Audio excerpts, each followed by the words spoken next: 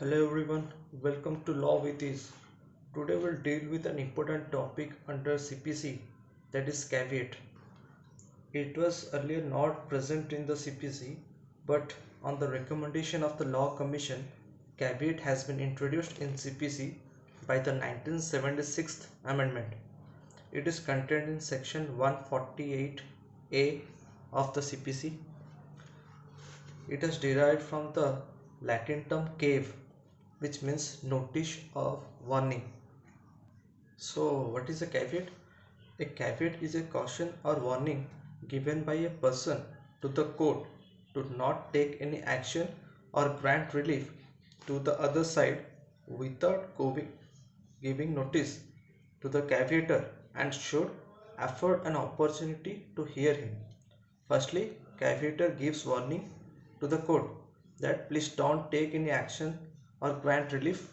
First, you should hear me and I should be given an opportunity to be heard.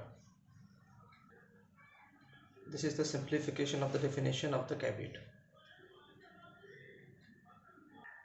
So the provisions of section 148A are as such. Firstly, lodging caveat, where an application is expected to be made or has been made, where in a suit or proceeding instituted or about to be instituted in a court.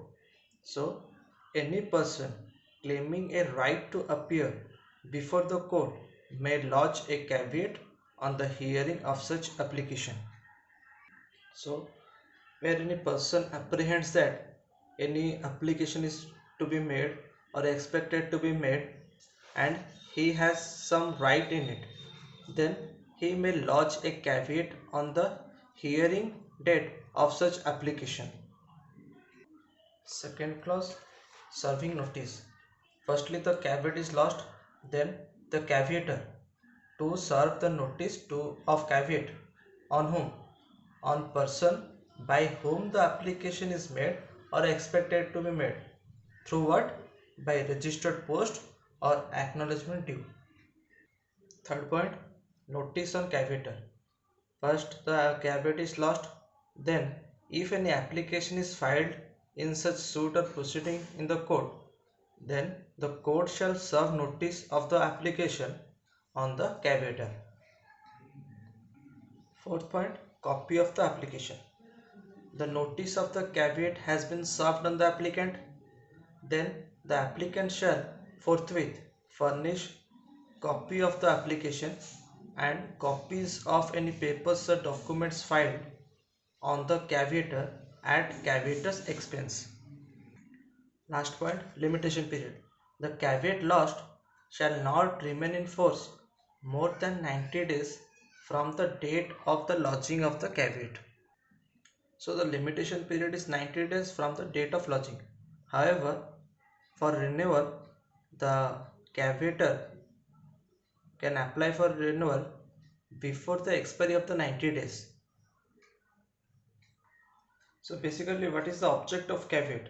Firstly, it is intended to safeguard the interest of the person filing it by ensuring that no order is passed against him behind his back. Secondly, it seeks to avoid multiplicity of legal proceedings. Section 148A is a directory and not a mandatory provision. The language of Section 148A is so wide that any party who would be affected by an interim order likely to be passed by the court can file a caveat. It was laid down in Nirmal Chandra versus Girindra Narayan, AIR 1978. So this is all about caveat. Hope you all will like it. Please like and subscribe. Thank you.